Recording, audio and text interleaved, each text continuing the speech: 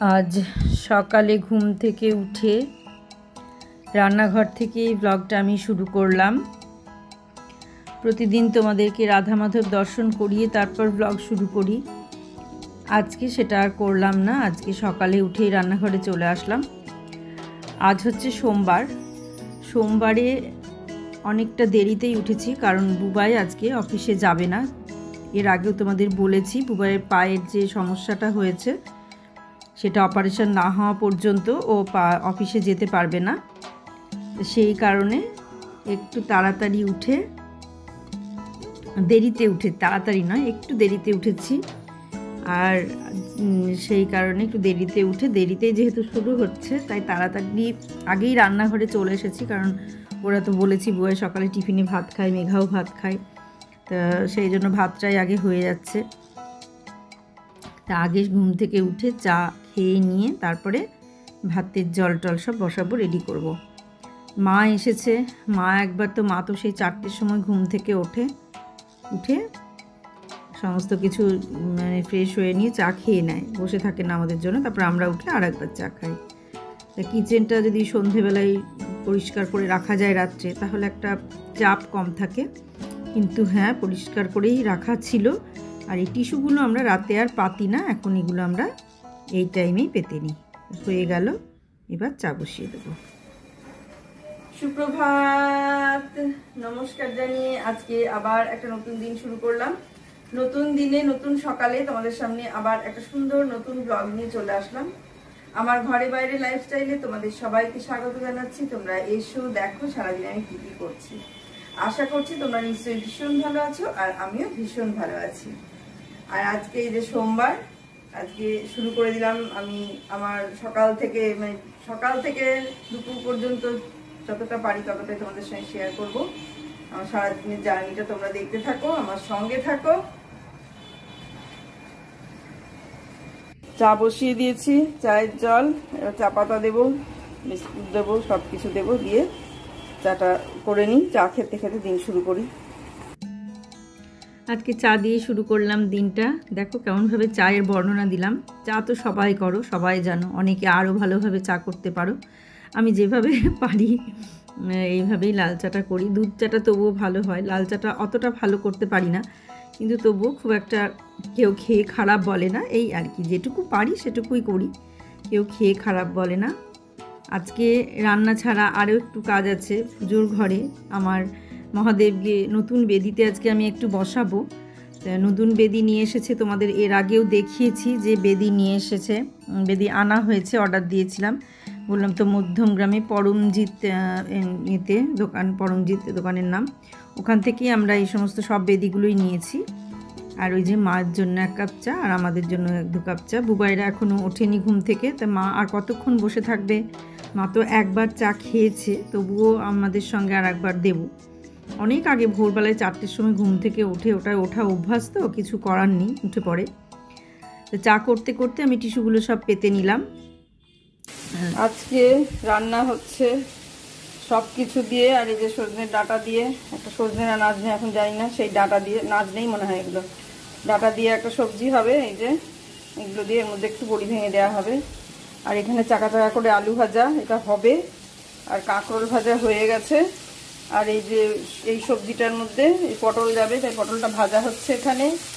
এখানে ভাত হয়ে গেছে, আর ডাল সেদ্ধটা বসাবো। আজকে একটু কলাইয়ের ডাল করব, মুসুরির ডাল করব না। মা এসেছে, মা তো মুসুরির ডাল খায় না, কলাইয়ের ডাল করব সেই জন্য। আর এই যে এখানে বসে আছে মাতাজি, বসে বসে কি করছে, মোবাইল দেখছে। আর এখানে সবজিখানি কাটা হলো, যেগুলো বুয়ের বা ছুরিতে বসে কাটলো সেগুলো এখানে কাটলো। আর এই যে ও আম কাটা আছে, একটু আমের টক হবে। আর এখানে আমি কিছু সবজি কাটলাম, ওখানে বুয়ের বাবা কিছু সবজি কাটলো, এক একজন এক এক জায়গায় কাটাকাটি হলো। আর এই যে কাঁকরোল ভাজা হয়ে গেছে, কাঁকরোল ভাজাটা তুলে নেব। আমরা যখন রান্নাটা মানে শুরু করে দিলাম আর কি এই মুহূর্তে, তা অনেকটা আগে শুরু করা হয়ে গেছে। কাঁকরোল তো ভাজাই হয়ে গেছে, দেখতেই পাচ্ছ।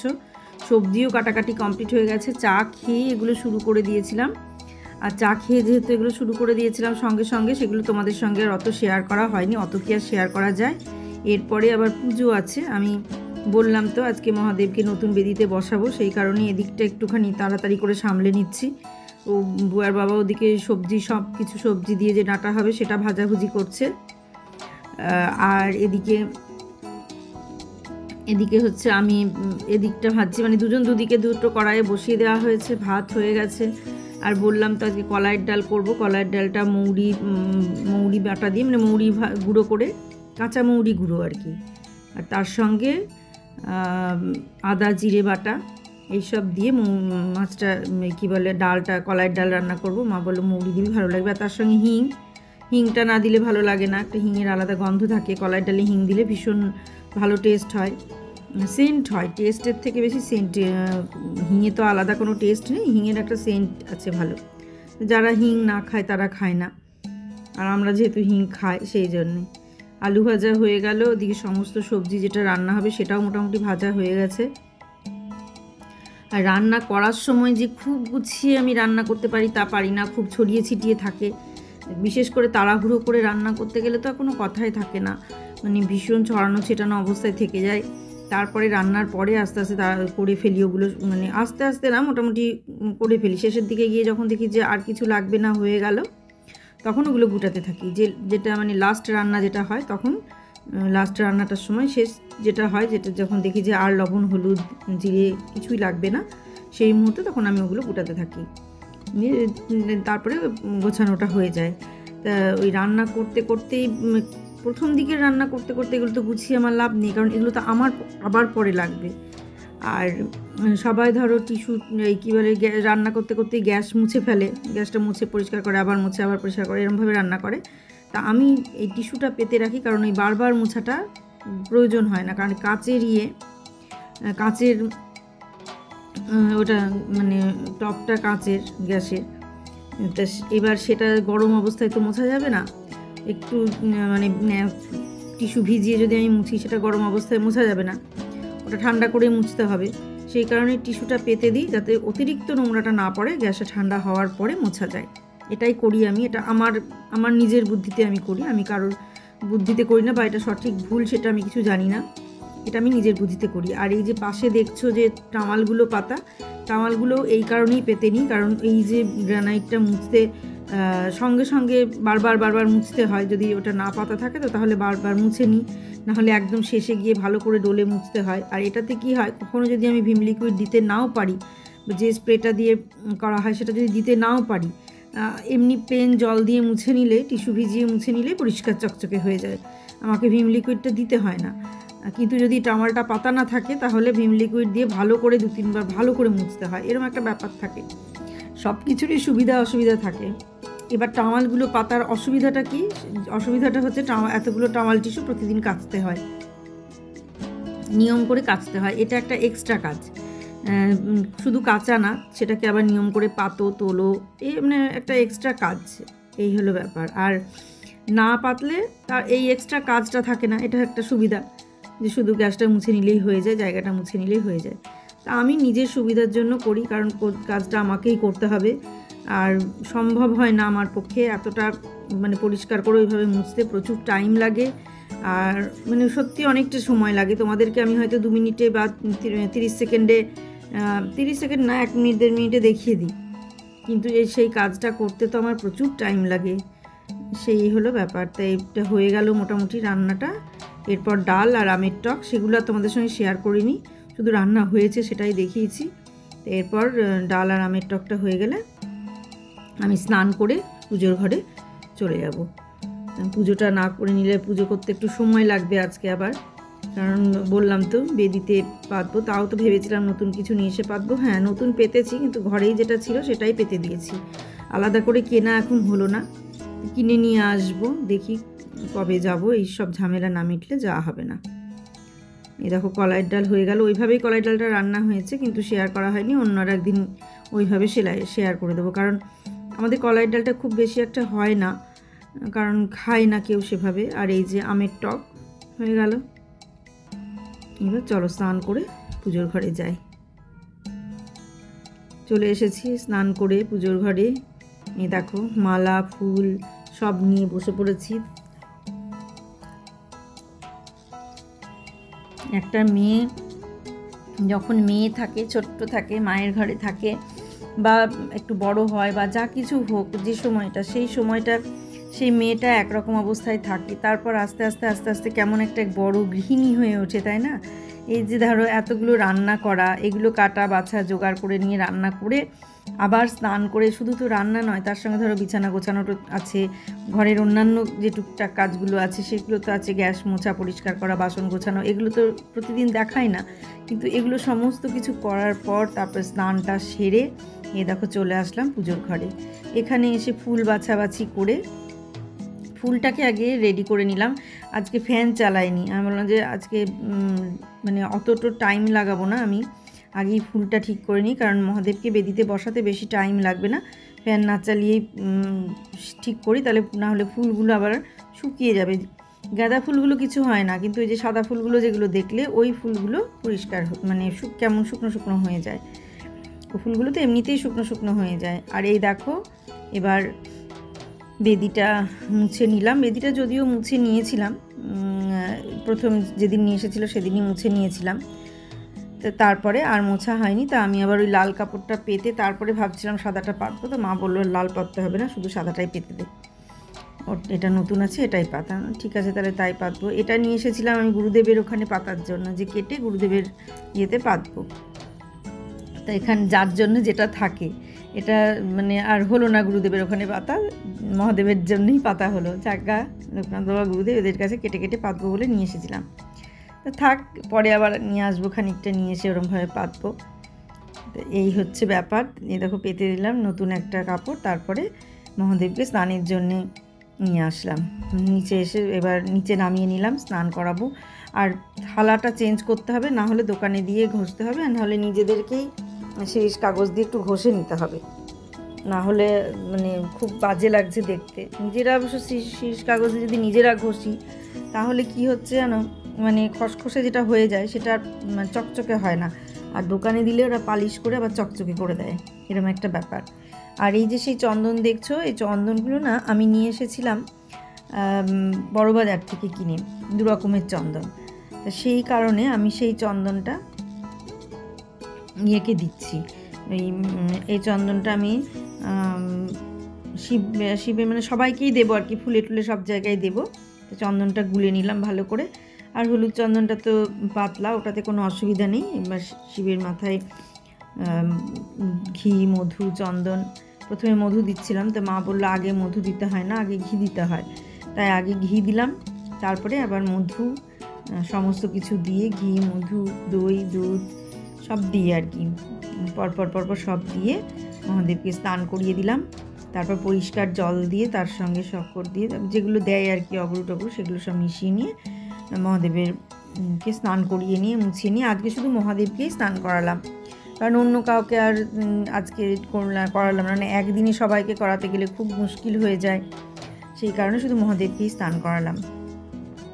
আজ মহাদেবের স্নান করিয়ে এরপর আমি ভালো করে মুছিয়ে তারপরে যে থালায় বসানো হয় সেই থালাটায় বসিয়ে নেব। থালাটা ওর থেকে বেশি আর পরিষ্কার হলো না, মানে প্রথম দিকে আমার কি অসুবিধা হতো জানো, প্রথম দিকে আমি তো মানে যা করতাম পুজো করতাম, এবার জলটা ওই থালাতেই স্নান করাতাম, এবার ওই পাথরের থালার ওপর স্নান করিয়ে জলটা থেকেই যেত, জলটা যে ফেলে দেব সেটা ফেলা হতো না, এবার ওই জলের মধ্যেই মহাদেব বসানো থাকতো। আমি না বুঝতে পারতাম না যে কি করব, যেহেতু পুজো আর্চা জীবনে কখনো করিনি আগে, আর শিবলিং ছিলও না আমার ঘরে, কাউকে জিজ্ঞাসাও করিনি।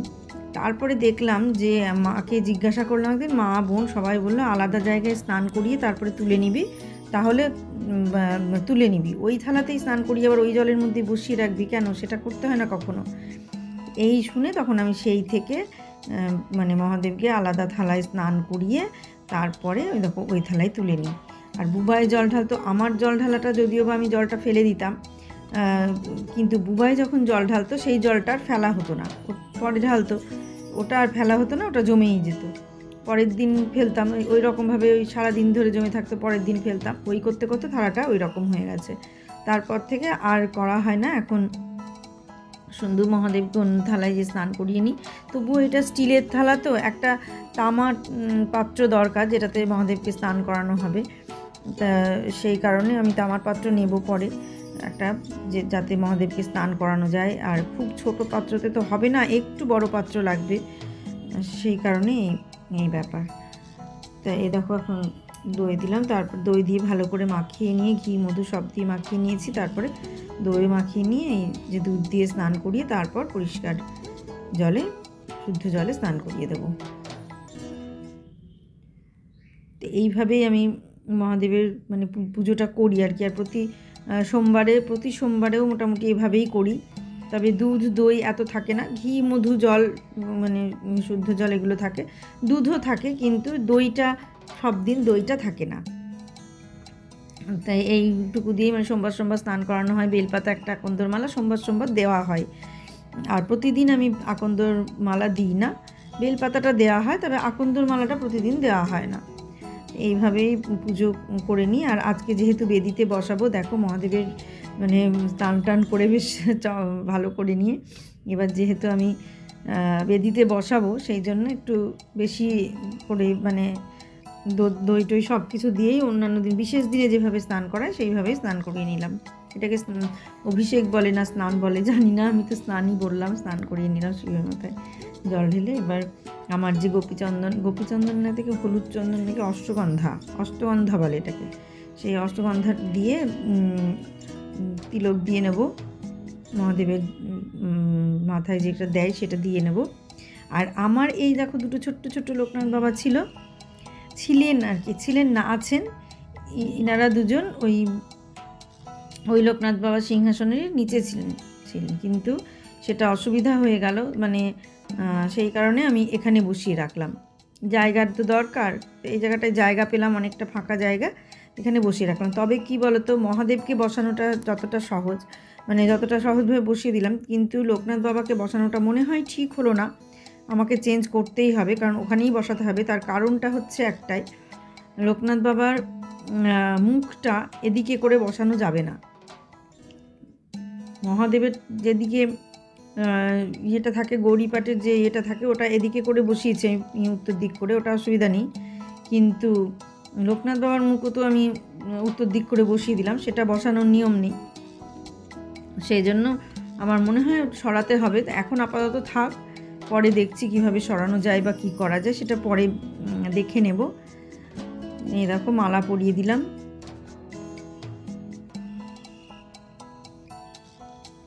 সবাইকেই চন্দন দিয়ে দেবো, চন্দন শুধু একজনকেই দেবো না, সব ঠাকুরকেই চন্দন দিয়ে দেবো। স্নান করে চুল আঁচড়াইনি, অমনি চুলে একটা ক্লিপ দিয়ে চলে এসেছি। দেখো কি অবস্থা, আর কি হারে ঘামছি সেটা দেখো, দরদর করে ঘেমে যাচ্ছি গরমে।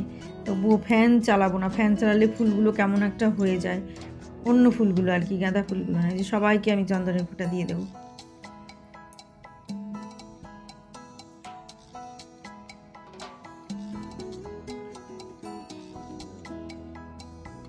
গড়িয়ে চলে এসেছিলো চারিদিকে, সেই জন্য আর ভালো করে মুছে দিলাম। সবাইকেই পরিয়ে দেবো, গোপাল বাবাজিকেও পরিয়ে দিয়েছি, কাউকে বাদ দিইনি পড়াতে। প্রসাদ দিয়ে দেব, গোপাল বাবাজির হাতে একটা লাড্ডু দিয়ে দিলাম। দেখলাম আজকে মহাদেবকে বেদিতে বসাবো, একটা লাড্ডু নিয়ে এসো, গোপাল বাবাজিকে লাড্ডু দিয়ে দিলাম, হাতে দিলাম, যে বেশ কিছুক্ষণ হাতে থাকবে, ভালো লাগে হাতে একটা দেখতে। আমার গোপাল বাবাজির হাতটা এরকম ফাঁকা, তো সবার যেমন লাড্ডু আছে, আমার তেমন গোপাল বাবাজির হাতে লাড্ডু নাই, ফাঁকা, ওই জন্য লাড্ডু দিয়ে দিলাম। আর দেখো গুরুদেবের বুকে তুলসী পাতা দিয়ে দিলাম, আর গোপাল বাবাজির চরণে দেব, ভোগে দেব, সবাইকে ভোগে, প্রত্যেকেই ভোগে দিই তুলসী পাতা, কখনো দেখা যায় কখনো দেখা যায় না, আর হয়তো দেখাইও না, শেয়ার করি না, যে দিলাম তুলসী পাতাটা সেটা শেয়ার করি না, হয়তো প্রসাদের এদিক ওদিকে থেকে যায়, প্রত্যেক দিনই আমি দিই। এবার সবসময় তো সব কিছু শেয়ার করা যায় না। আর রাধা মাধবের চরণে দিলাম তুলসী। এ দেখো সরে চলে যাচ্ছে, এটা যদি পেছন দিকে চলে যায় তাহলে আর দেখা যাবে না যে আমি দিয়েছি, এরকম ব্যাপার আর কি। ফুল সব রেডি করে নিয়েছি, ওই দেখো বেলপাতায় চন্দন দিয়ে নিয়ে বেলপাতাটাকে উল্টো করে তেলের দিক যেটা, সেই দিকটা মহাদেবের মাথায় দিয়ে দিলাম। এইভাবেই ছোট থেকে বলতে যখন থেকে শিখেছি দেখেছি পুজো করা, তখন থেকে মানে এরকমভাবে মহাদেব যখন বসিয়েছি তখন দেখে নিয়েছি ভালো করে। আর আমার বাপের বাড়িতে মায়ের তো ছিলই ঠাকুর, আছেই সব কিছু, মার কাছে দেখেছি, কিন্তু অত ইয়েতে অত মনে থাকে নেই। আর আমি তো বিয়ের পরে এসে মহাদেব বসাইনি, আমি শুধু বিয়ের পরে এসে আমি শুধু রাধাকৃষ্ণ কিনে বসিয়েছিলাম, কারণ আমার শাশুড়িতে কোনো ঠাকুর ছিল না, আমি বলেইছি। দেখো, আর এই যে লোকনাথ বাবা, ছোট দুজন লোকনাথ বাবা, ওনার একজনের গলায় মালা ছিল, সুন্দর মালা ছিল। সেই মালাটা কোথায়, আমার মনে হয় আমি যখন বেশি করে ফুল দিয়ে মালা দিয়ে পুজো দিয়েছিলাম, সেই মালার সঙ্গে বোধহয় ওই মালাও চলে গেছে, না হলে কোনো কিছুর মধ্যে চলে আছে আর কি, বুঝতে পারছি না ফেলে দিয়েছি নাকি অন্য কোনো প্লাস্টিকের মধ্যে ঢুকিয়ে রেখেছি, সেটা দেখতে হবে। সব মালাগুলো খুলে খুলে, যদি থাকে তো ভালো, আর না থাকলে গেল। সবই দেখবো, সবই কিছুদিন টাইম লাগবে, আমার ছেলেটার আগে সব কিছু ঠিকঠাক হয়ে যাক, তারপরে সব পুজো দিয়ে নিচ্ছি। তাও ভিডিওটা বুয়ার বাবা করছে, বুয়ার বাবা তো খুব ভালো ভিডিও করতে পারে না, তবুও যেটুকু করে দিচ্ছে আমার সেটুকুই লাভ। একদম যদি না করে দিত তাহলেই বা কেই বা করে দিত। বুবাই তো পারছে না, বুবাই দাঁড়াতেই পারছে না। ও দাঁড়াতে পারলে, বাড়িতে থাকলে ও তাও একটু আধটু পুজোর ভিডিও করে দেয়, কিন্তু ও তো দাঁড়াতেই পারছে না। আর মানে ভিডিওতে স্পিড করে দিতে হলো, না হলে অনেকটা বড় হয়ে যাচ্ছে, তাই বললাম যে স্পিড করে দিতে হবে। আর এইভাবেই পুজো করতে হয় আমাকে, ছেঁচড়ে দেখলে তো আমাকে এইভাবেই মানে সরে সরে সরে সরে পুজো করতে হয়। মানে এক জায়গায় বসে যে আমি সবাইকে ফুল দিতে পারবো সেটা পারি না, সবার চরণে ফুল আমি ওভাবে দিতে পারি না, কারণ এতটাই চারিদিকে ছড়িয়ে থাকে তো, মানে অনেকটা জায়গা জুড়ে, সেই কারণে আমি ওইভাবে পুজো করতে পারি না, আমাকে চারিদিকে সরে সরেই পুজো করতে হয়। আবার কোনো সময় আর দাঁড়িয়ে তো ফুল দেওয়া যায় না, সেই কারণে ওইভাবে বসি, আবার সরে যায়, আবার বসি, আবার ফুল দিই। আর এখানে দেখো অরেঞ্জ কালারের যেহেতু আসনটা, সেই জন্য হলুদ ফুল দিতে হচ্ছে আমাকে, নাহলে ফুল দেখা যায় না। এই দেখো, তোমাদের সঙ্গে কথা বলতে বলতে মোটামুটি পুজো মানে শেষের দিকে চলে আসলো। এবার আরতি করে নেব, আরতি করে পুজো শেষ করে দেবো, ব্লগটাও শেষ করে দেবো। মহাদেবের নতুন বেদি তোমাদের কেমন লাগলো তোমরা জানিও সেটা। তাহলে দেখো, একটা মেয়ে সেই ছোটোতে একরকম থাকে, বড় হয়ে গেলে সে কত কি শিখে যায়, তাই না? নিজেরাই একটা বিরাট বিরাট প্রফেসর হয়ে যায়, মানে বিরাট বিরাট প্রিন্সিপাল পর্যন্ত হয়ে যায়। কে শেখায় বলো এগুলো? কে হাতে ধরে শেখায় আর কে কীভাবে শেখে?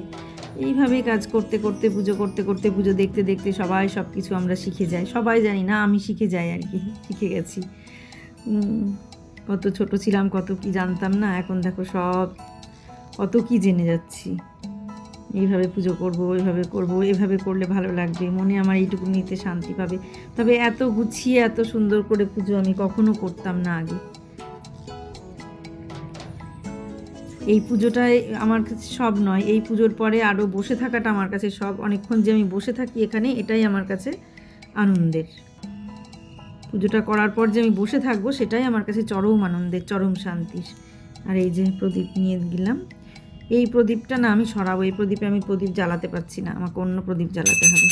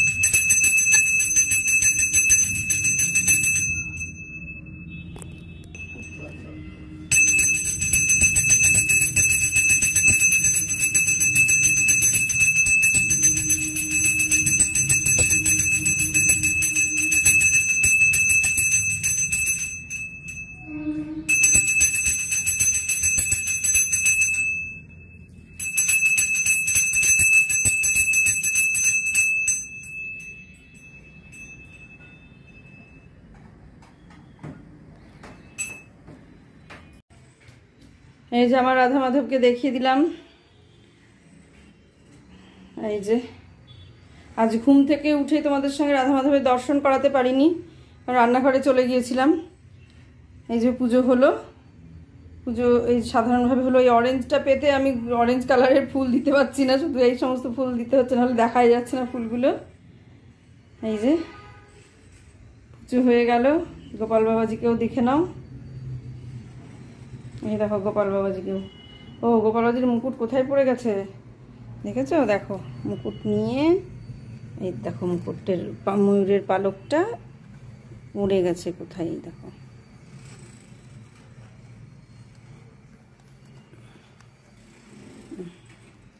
লাগিয়ে দিলাম, এই দেখো।